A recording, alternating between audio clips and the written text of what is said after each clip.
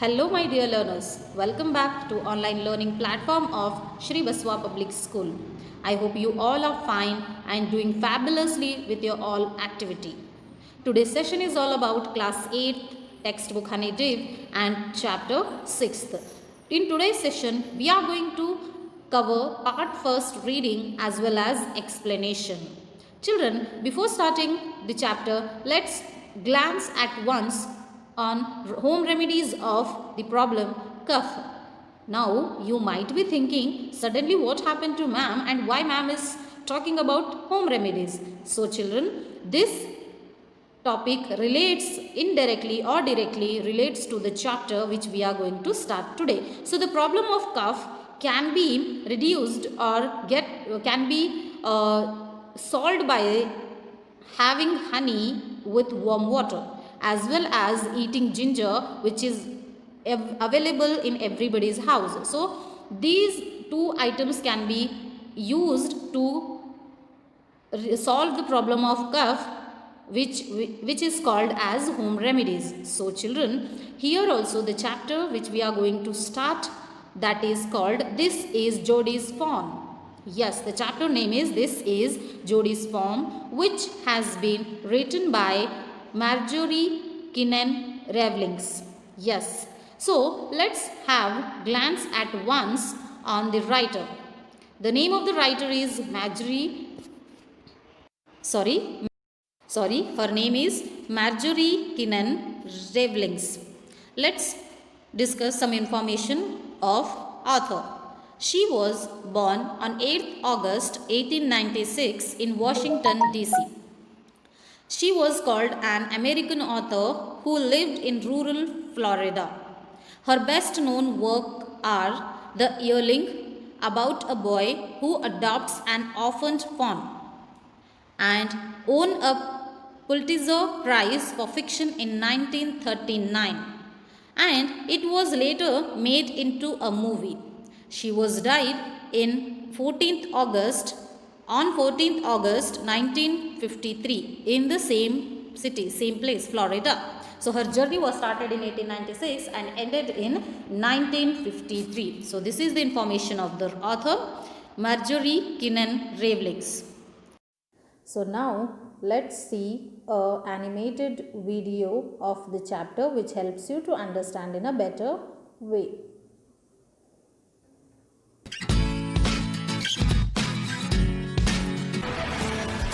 This is Jodie's Fawn. This story is about a young boy who rescues an orphaned fawn. One day, Jodie's father Benny was bitten by a snake. With Jodie's help, he killed a doe and used its liver to remove the poison from his body. Jodie was happy that his father's life had been saved, but he felt sorry for the fawn of the doe they had killed.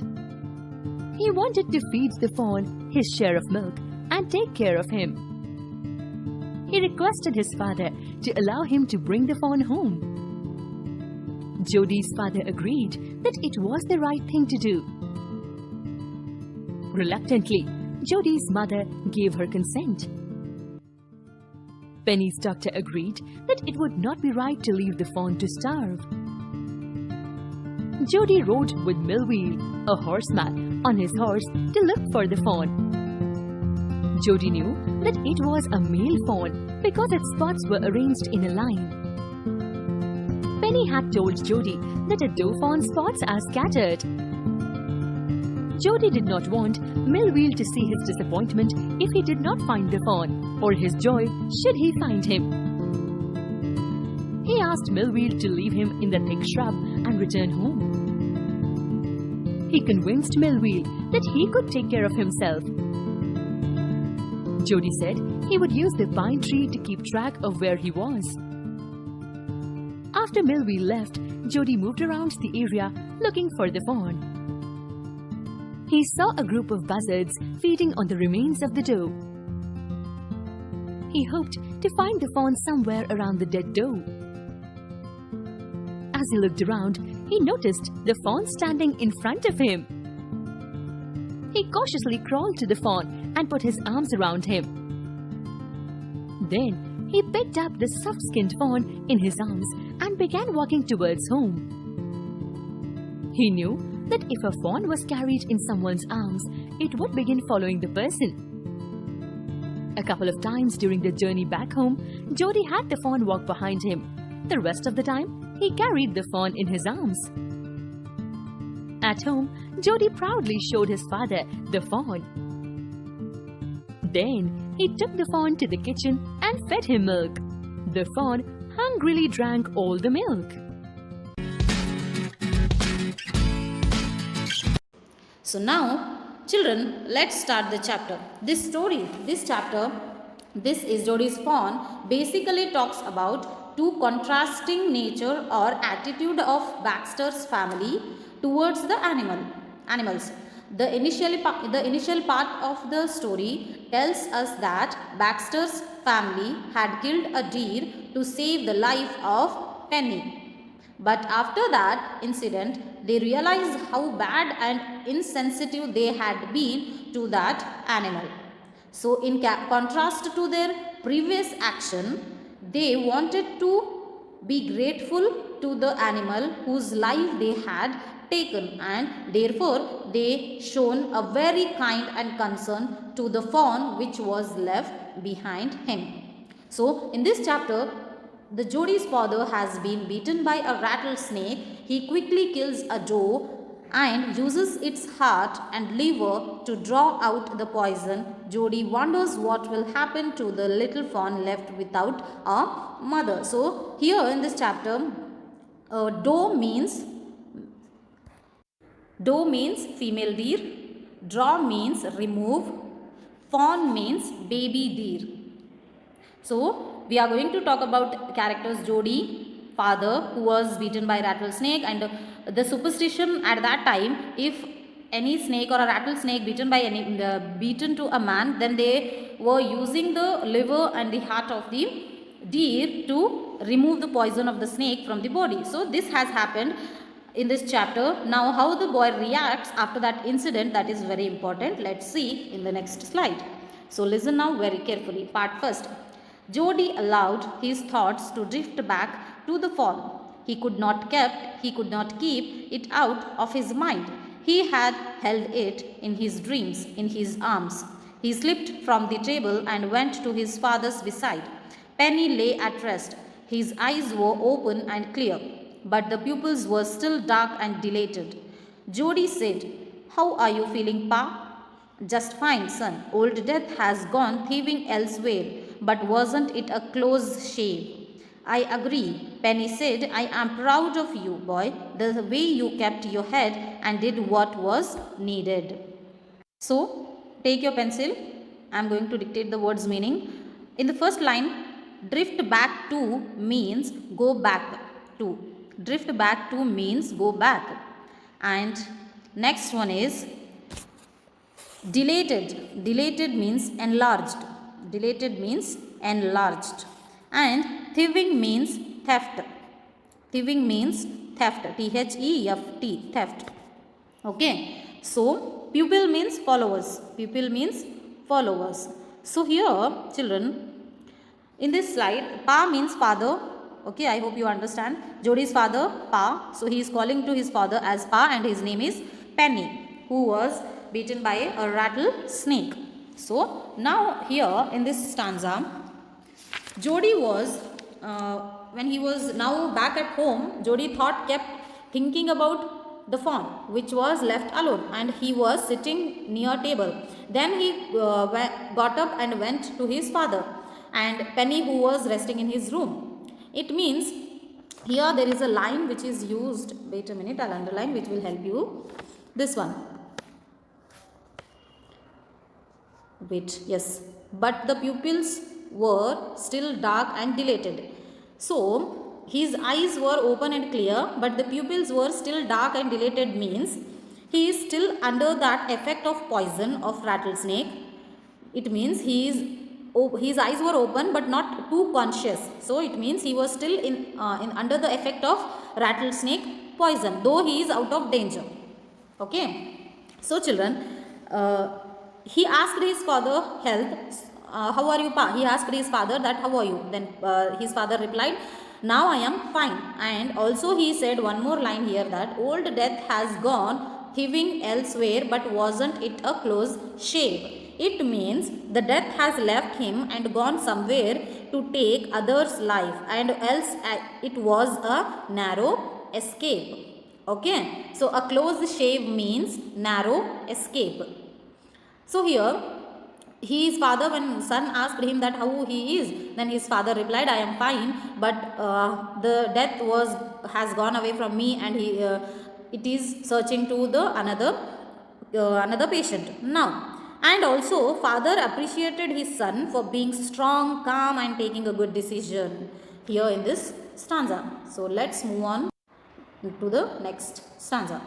So, Pa, yes son, Pa, do you recollect the doe and the fawn? I can't never forget them. The poor doe saved me, that's certain. Pa, the fawn may be out there, yet it might be hungry and very scared. I suppose so. Pa, I am a big boy now and don't need to drink milk. Why don't I go and see if I can find the fawn and bring it here and raise it? Penny lay quiet, staring at the ceiling. Boy, you have got me hemmed in. It won't take much to raise it. Pa, it will soon start eating leaves and acorns. You are smarter than boys of your age. We took its mother and it wasn't to blame. It wasn't to blame. Surely it seems ungrateful to leave it to starve. Son, I can't say no to you. I never thought I would live to see another day. So children, now here he went to his father and asked that, did he remember? So children, here underline the word recollect. Recollect, it means remember. Recollect means remember. And underline one more word, staring means glance. Constant look. Staring means constant look. Hemmed in means, underline this word, hemmed in mean caught in a situation where one can't say no, critical situation. Hemmed in means critical situation. And acorns means small brown nuts. Small brown nuts. Acorns means, and next one is stir. Stir means suffer or a die. Okay. Now here, he went to his father, asked did he remember the doe and the fawn. Then father replied, yes, of course, how can I forget them? They saved my life. So then the boy asked his father in the concern of fawn and said that, Pa, maybe that fawn was hungry. Can I go and find it and bring it to home? Then the line here, this line, when he says, I will go and I'll find and I'll bring him and I can share the milk with him. So this line refers the character of Jodi, which he considered here a thoughtfulness of Jodi, which shows the thoughtfulness of Jodi, who is ready to share his part of milk with the little fawn, who was very, very concerned towards the fawn which was left behind him. And after that, when he listened the suggestion of the Jodi, the father did not answer quickly. He was in critical situation, but the suggestion of the child was very correct. And he can't say no because they can't be ungrateful to the fawn, which they punished indirectly to the fawn, and they can't punish now continuously to the fawn, which was left behind the deer. So however, father was in critical situation. He can't say no, because if he is saying no, then he will be ungrateful to the deer which saved the life of him. So he said, you are very grown up child and you are thinking very good, and also you are very concerned towards the fawn, that I can't say no here, I can't say no here, so you go on with your idea. He says, now can I ride back with Melville and see if I can find it? Tell your ma, I said you can go. He sidled back to the table and sat down. His mother was pouring coffee for everyone.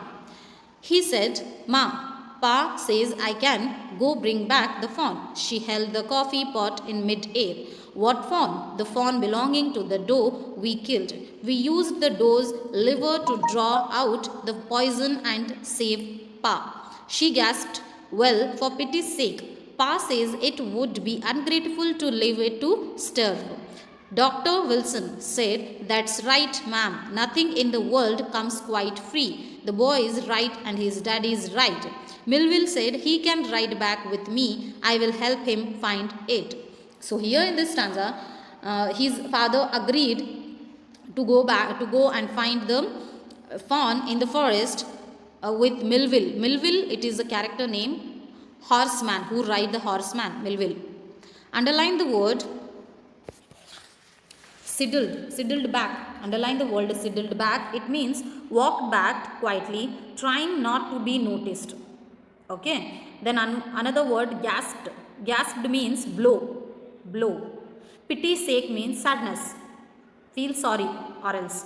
Feel sorry. Okay. So here in this stanza, he went to his mother and his father said, "Go with Melville and he will help you to find the fawn." I ride back with Melville, who is rider of the horse, to the forest to bring the fawn. Then his father agreed for it. So he went near his mother, asked the same permission, but the mother was unaware of this fawn. So Jodi explains everything to her, that the fawn belongs to the deer whose heart and liver we used to save the life of Pa. Then mother wasn't quite shocked. She wasn't shocked and she said, "Okay, I feel very sorry about the fawn." But she was very concerned towards the child, towards the fawn, not only towards the fawn, about their situation also. So Melville, when Jodi was explaining and convincing the mother, the doctor who came to visit, who visited to see the penny, he too expressed his thought towards the suggestion of Jodi. He said, "Yes, that's right, ma'am, because nothing in the world comes quite free. The boy is right and the father is right." It means the right, nothing in the world comes quite free means, here it refers, nothing in the world comes free. In this comes free, or we can get free. We have to pay back in manner of whatever. Okay, so the doctor suggested here, the suggestion of Jodi is quite payback to the life of deer. If we save the life of, if we are taking the life or are bringing the fawn to the home, then it will be a great payback to the deer. So he too expressed his thought towards the suggestion of the Jodi. Okay, so here after this, I'll go safely with the Melville and nothing will happen to me. Jodi is trying to convince his mother as possible as to him. After this, she set down the pot helplessly. "Well, if you will give it to your milk, we have got nothing else to feed it." Melville said, "Come on, boy, we have got to get riding." "Ma," Baxter asked anxiously, "you will not be gone long." Jodi said, "I'll be back before dinner for sure." Melville mounted his horse and pulled Jodi up behind him. He said to Melville, "Do you think the fawn's still here? Will you help me find him?" "Well, find him if he is alive. How you know it's a he?" Or, "The spots were all in a line on a Joe fawn. Pa says the spots are every which way." So children, here, so the mother was very concerned about the child, though she agreed to bring the fawn. And also she expressed the fact of their family who can't afford raising a fawn because they are poor. And she asked her child, "If you give your share of milk to the fawn, then there will be nothing else in the house left for you." Jodi, however, managed to convince the mother. Ma Baxter means mother, wife of Penny. Okay, anxiously means worried. Anxiously means worried. So, however, he managed to convince the mother and said, "I will take milk, Melville with me." And she also said, "You are not going so long in the forest, you have to come back early." Then Jodi promised his mother that, "I'll come before the dinner." Then both Melville and Jodi sat on the horse and they started riding into the forest to find the fawn. Then Jodi asked Melville that, "Do you think the fawn will be still there? Then and also it will be alive?" Then Melville said, "I hope so. But child, how will you recognize that fawn, whether it is male or a female?" Then in the question of that Melville, he answered that he said, once my father said me that on male deer spots are in line, but on female deer spots are everywhere. They can be anywhere. They will be not in line. They can be anywhere.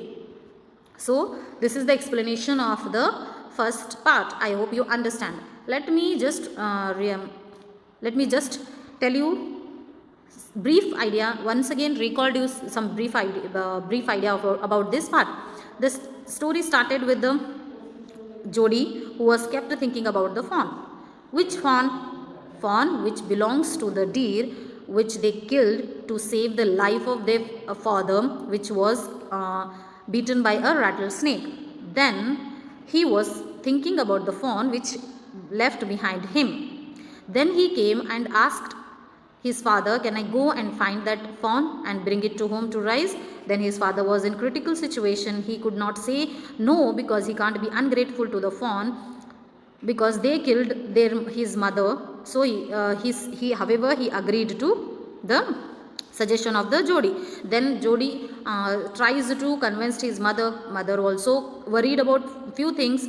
However, the Jodi managed to convince his mother. So Jodi went with the Millville horseman to find the fawn in the forest. So this is the explanation of the first part. I hope you understand.